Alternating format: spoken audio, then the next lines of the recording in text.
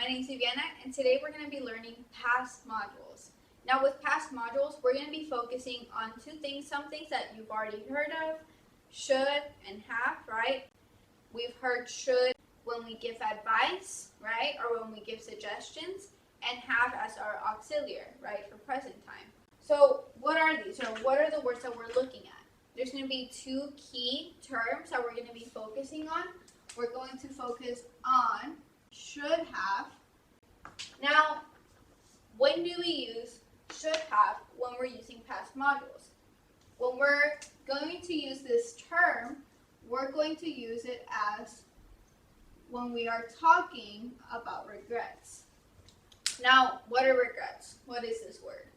So I like to think about regrets as something that you wish you would have done differently. For example, you're at a restaurant and the waiter asks you if you want soup or a salad, and you say salad, right? You get your salad, but you notice that in the next table, they're eating a delicious soup. And now you're like, oh, I wish I had a soup, right? So now you want the soup, but you ordered the salad. So you regret, right? You wish you would have ordered the soup instead of the salad. Another example is when you were little, right? Your mom gave you $1, you went to the store and you bought a chocolate bar because you just wanted a chocolate bar. But then you hear the ice cream man and you're like, I don't have money anymore. I bought a chocolate bar, and you would prefer the ice cream instead of the chocolate. So you wish you would have saved the money and used it, right, for the ice cream. So that is regrets. Now, it doesn't have to be as small as food. It could also be for more larger events. It could be for when you're trying to decide about what are you going to do with, a car, a house, or even an exam. Right now, when we get very, nervous for our exams, we can look at an example using exam. So we're going to pick a student and what happened to him on the day of the exam. So we're going to have our student, Sam, right? Sam had an exam today. Sam had an exam today, but sadly, he didn't pass. So Sam had an exam today, he didn't pass. So we're going to be using the past module, right, should have, in order to see what happened, how can we help Sam, or what could Sam do differently. So Sam had an exam and he didn't pass. Why didn't he pass, right? I will tell you that Sam, right, he didn't study. So Sam didn't study. Also, Sam went to sleep late. So right now he didn't study, he went to sleep late. And 3, he used a pen.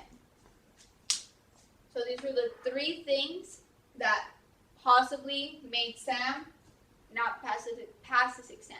How do we use the past module, right, should have, to describe why these didn't help Sam, or why, right, these affected him to where he didn't pass his exam. So here, he didn't study. I can put he should have studied. Here, I'm going to have he, right, Sam, my person, my subject. Here, I'm going to have my module, should have. And then here, studied is going to be in past participle. So we have he should have studied. Now, when you're using should have, I do recommend to pay attention. If you have a negative, right, in your example, whenever you write your new statement, it's going to be positive. So if it is a negative, right, negative here, it's going to be a positive should have. So this one's negative, and this one is, right here, we're going to put it positive. Positive to negative, and negative to positive. And we'll see with these other examples. So here, Sam went to sleep late, right? We can use Sam, right? Sam should, and here, is this positive or negative?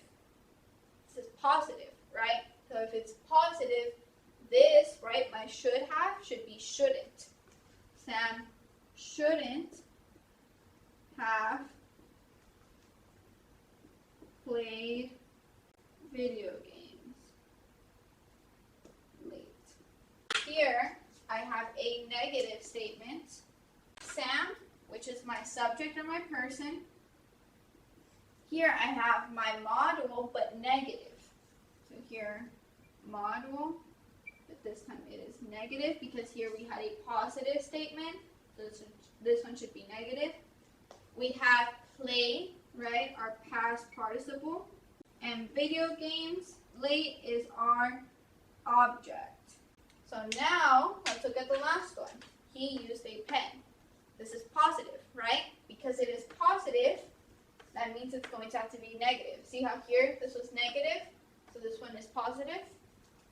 So here we have he shouldn't have used a pen.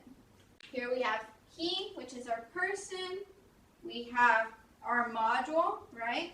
But this time our module is negative. Used as our past participle. And a pen is our object. So here we talked about the things, right? Number 1, 2, and 3, the things that caused him to not pass. And now we're saying, well, he should have done this. He shouldn't have done this, right? To show the regrets that Sam did.